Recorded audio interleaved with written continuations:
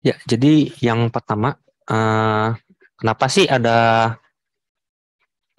pangan basah rendah di rumah hermetis? Jadi yang pertama itu adalah proses sterilisasi komersial.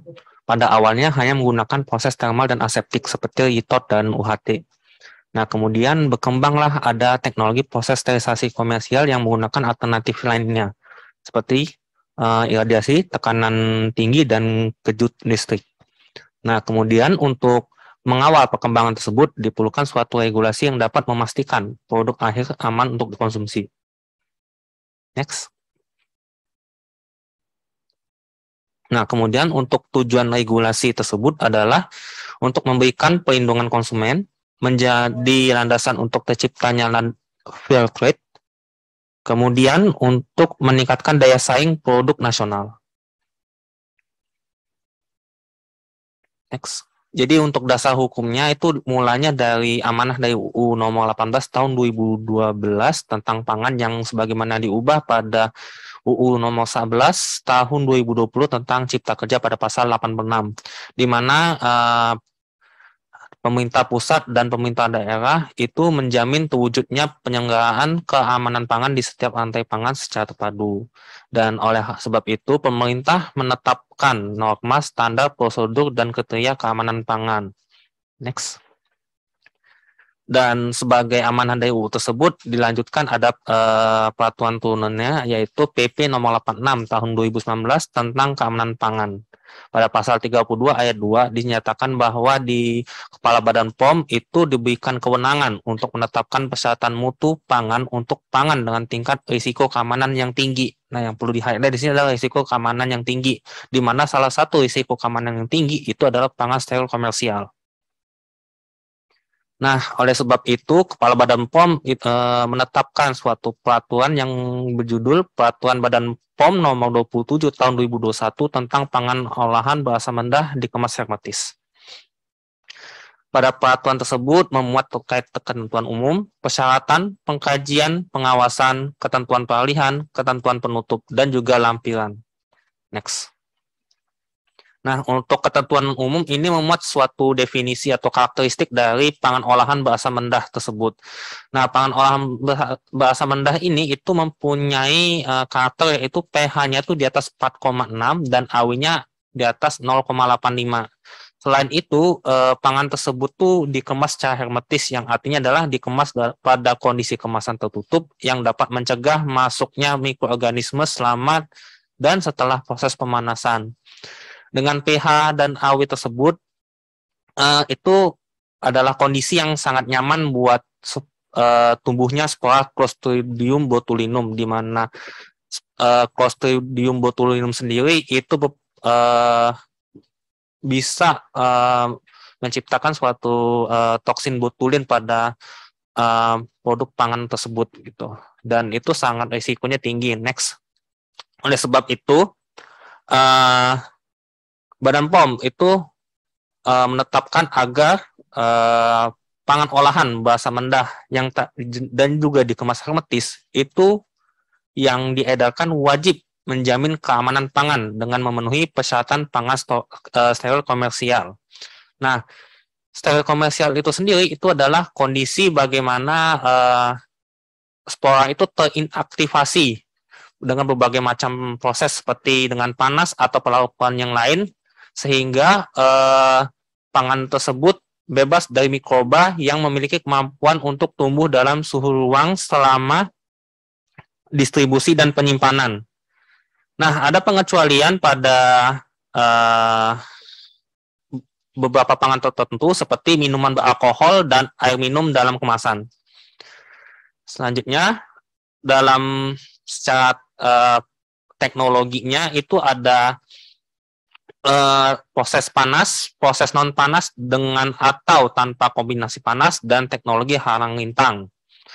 Dan untuk proses panas terbagi jadi dua pada peraturan kali ini, yaitu steril komersial setelah dikemas, sterilisasi komersial dengan proses aseptik, sedangkan untuk non panas ada contohnya iradiasi pangan dan metode lainnya.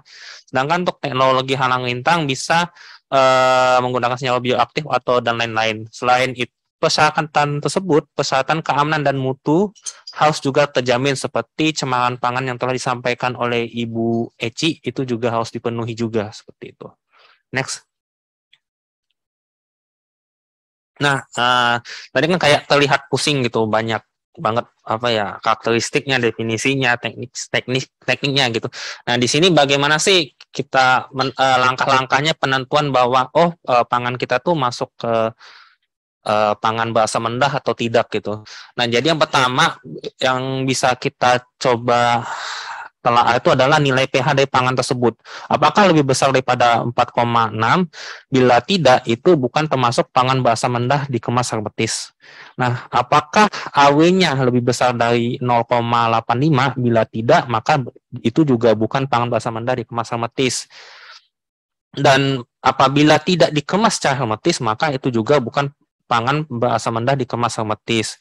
Nah, tetapi apakah ketiga parameter tersebut terpenuhi, maka itu otomatis pangan bahasa Mendah dikemas hermetis. Nah, yang terakhir adalah karena tadi itu si bakteri Clostridium botulinum tuh nyaman di suhu ruang, pertanyaan terakhirnya adalah apakah itu disimpan di suhu ruang? Nah, bila tidak disimpan di suhu ruang, yang artinya disimpan pada lantai dingin, maka itu tidak harus memenuhi persyaratan sebagai pangan steril komersial. Tapi bila disimpan pada suhu ruang, maka persyaratan tadi harus dipenuhi. Nah, apabila pada endingnya harus memenuhi persyaratan pangan steril komersial, maka ada beberapa alternatif teknologi yang bisa digunakan. Yang pertama, teknologi proses panas, di mana pada teknologi proses panas itu pelaku usaha atau produsen wajib untuk mencapai nilai F0 minimal 3,0 menit. Kemudian untuk teknologi proses non panas itu diwajibkan telah mencapai penurunan jumlah spora C botulinum sekecil-kecilnya sebesar 12 siklus log. Hal yang sama juga diwajibkan untuk kombinasi teknologi proses panas dan non panas. Nah, untuk teknologi halang rintang sendiri itu diharuskan telah lulus uji tantangan. Nah, bagaimana apabila setelah lakukan upaya seperti menggunakan beberapa teknologi tersebut masih belum dapat memenuhi persyaratan, maka produk tersebut harus menyesuaikan kondisi produknya, yang artinya ada beberapa karakteristik dari produk harus yang diubah seperti itu. Next. Nah, ini untuk persyaratan sterilisasi komersial dengan proses panas. Nah, untuk tadi proses panas itu harus memberikan kecukupan proses pada setiap jenis produk, jenis medium, ukuran produk, jenis kemasan, dan faktor kritis lainnya yang setara dengan nilai F0 lebih besar sama dengan 3,0 menit dihitung terhadap spora Clostridium botulinum, di mana pembuktian kecukupan proses itu harus dibuktikan dengan validasi kecukupan proses. Dan itu terlampir pada lampiran 1 peraturan tersebut. Next. Selanjutnya ini untuk yang sterilisasi komersial dengan proses non panas dengan atau tanpa kombinasinya, seperti yang telah saya sampaikan, itu harus memastikan tingkat reduksi sporanya mencapai paling sedikit 12 siklus log dan harus dibuktikan dengan validasi kecukupan proses. Next. Nah, untuk yang teknologi halang rintang dilakukan untuk menciptakan kondisi yang dapat menghambat pertumbuhan dan atau inaktivasi Clostridium botulinum. Dan pembuktian kecukupan prosesnya itu dengan cara menampilkan hasil bukti uji tantangan tersebut. Dan terlampir pada lampiran 3 untuk bagaimana penjelasan lebih lanjutnya. Next. Nah, selain teknologi tadi, pelaku usaha yang memproduksi pangan steril komersial wajib menerapkan cara produksi yang baik untuk pangan steril komersial sesuai dengan ketentuan peraturan perundang-undangan. Dalam hal ini, Badan POM telah menerbitkan CPPOB untuk pangan steril komersial yang diolah dan dikemas secara aseptik, dan di mana diatur pada peraturan Badan POM nomor 19 tahun 2019 tentang pedoman cara produksi yang baik untuk pangan steril komersial yang diolah dan dikemas secara aseptik. dimulai dari persyaratan hygiene dalam area produksi atau pemanenan, bagaimana desain dan fasilitasnya, persyaratan hygiene fasilitasnya seperti apa, persyaratan hygiene dan kesehatan karyawannya seperti apa, dan yang paling penting itu adalah persyaratan pengolahan dan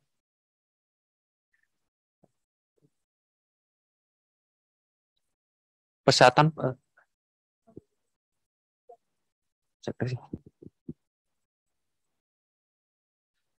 persyaratan pengolahan dan pengemasan aseptik. Kemudian jaminan mutu, bagaimana penyimpanannya, bagaimana prosedur kontrol laboratorium, dan spesifikasi produk akhir. Next. Kemudian ada juga beberapa karakteristik umum pada yang dikemas secara aseptik ini.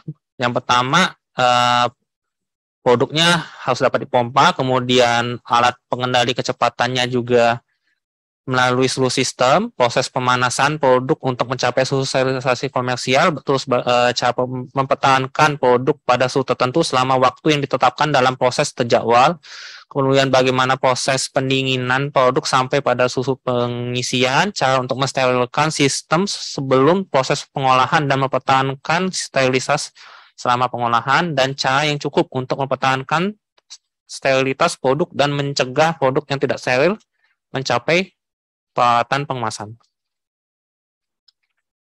Kemudian selain secara aseptik juga kita telah menerbitkan terkait pedoman cara produksi yang baik untuk pangan komersial yang disterilisasi setelah dikemas yang diatur pada Peraturan Badan POM Nomor 25 Tahun 2020.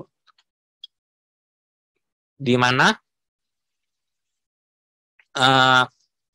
pedoman tersebut sama hampir mirip lah sama aseptik, mulai dari persyaratan hygiene dalam area produksi pemanenan hingga spesifikasi produk akhir gitu. Next.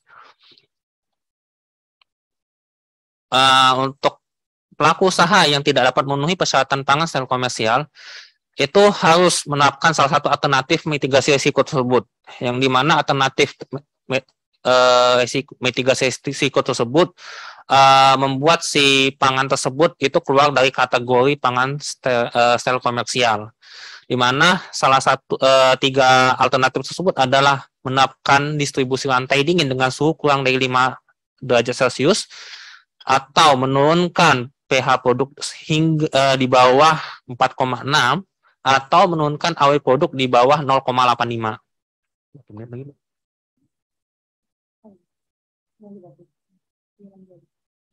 Oh ya. Next. Oke, terus sebagai contohnya bagaimana sih untuk yang distribusi rantai dingin dengan suhu kurang dari 5 derajat Celcius? Ini salah satu contoh studi kasusnya.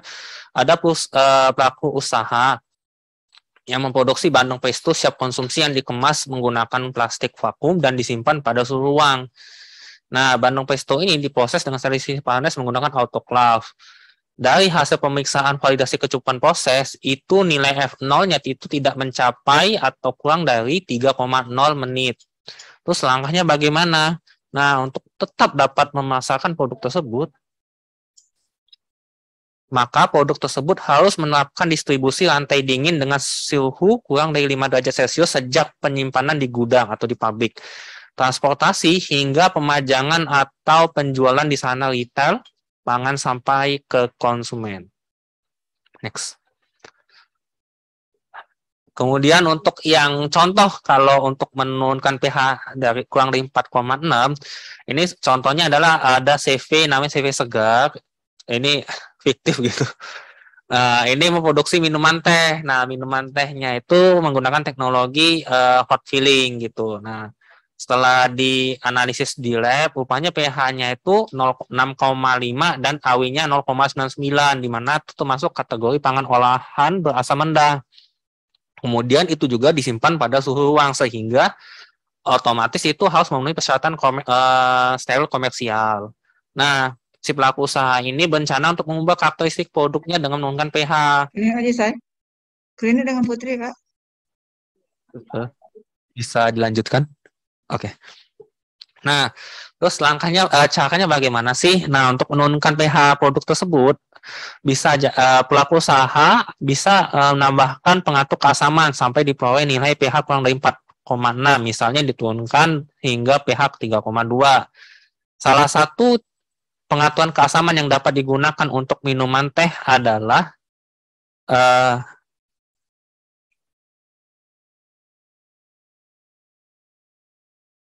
menggunakan asam sitrat, dan pengaturannya itu batas maksimalnya adalah CPPB atau konsentrasi BTP secukupnya yang digunakan dalam pangan untuk menghasilkan efek teknologi yang diinginkan.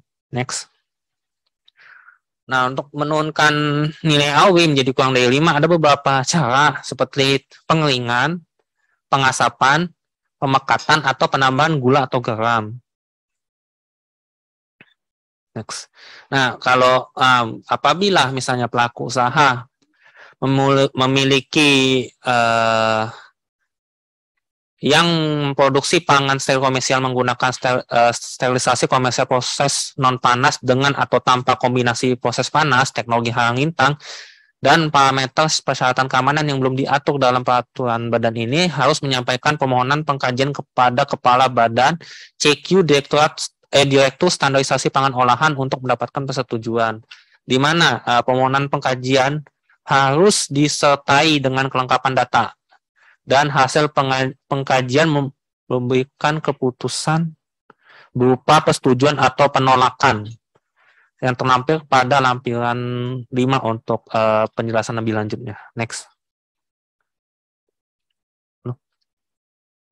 Ya, ini terkait bagaimana tadi kan pengkajiannya tuh melalui disubmit melalui online melalui e-standard.pom.go.id, dan berikut ini ada alurnya mulai dari mengakses e-standard, kemudian melakukan registrasi akun, melengkapi form registrasi, dan melengkapi dokumen persyaratan. Setelah itu Bapak Ibu dapatkan akun standar pangannya. Kemudian untuk alur submission-nya seperti pada gambar, login, kemudian melengkapi form pengajuan, kemudian nanti ada notifikasi bahwa submission telah berhasil by email atau by system. Kemudian dari tim asesor akan mengkaji dan akan menyampaikan surat jawabannya melalui standar juga seperti itu.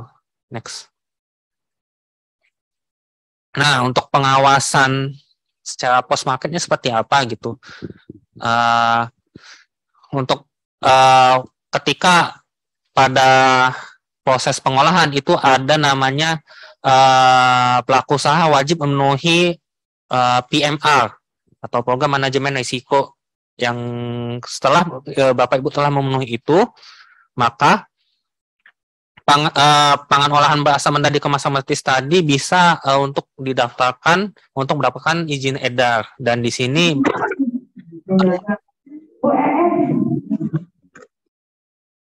bisa dilanjutkan. Ya, nah, setelah mendapatkan izin edar nanti ada distribusi, dan kemudian distribusinya ada di retail, pasar tradisional, pasar modern, kemudian ke konsumen. Pada tahap tersebut Badan POM melakukan pengawasan melalui pengambilan contoh pangan steril komersial yang beredar, pengujian dan atau tindak lanjut hasil pengujian, dan pengawasan terhadap pemenuhan persyaratan pangan berasam rendah di kemasan hermetis ini dilakukan oleh Kepala Badan melalui pengawasan pre-market dan post-market seperti itu. Next.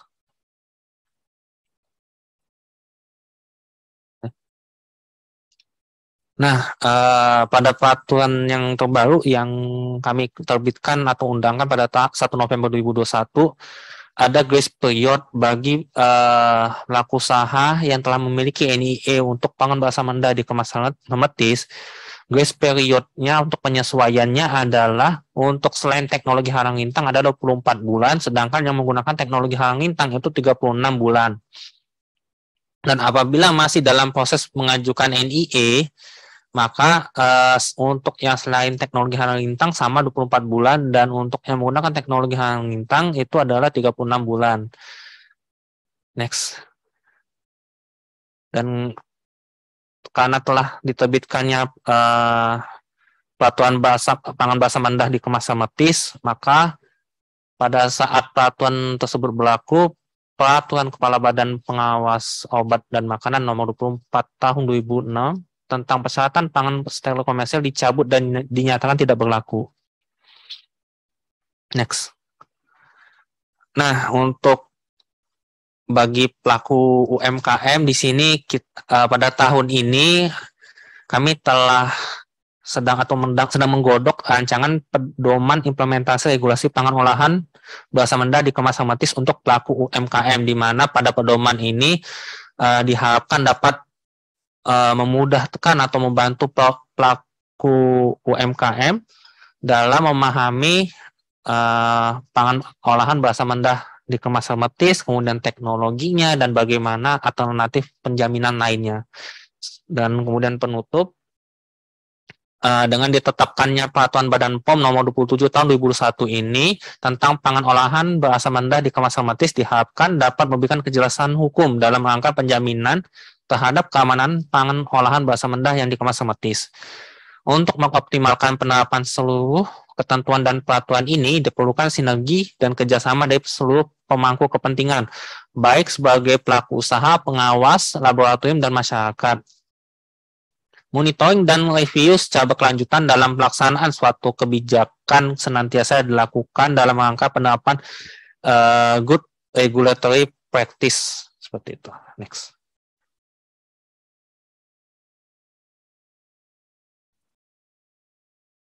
Ya, demikian saya sampaikan. Atas perhatian dan kerjasamanya saya ucapkan terima kasih.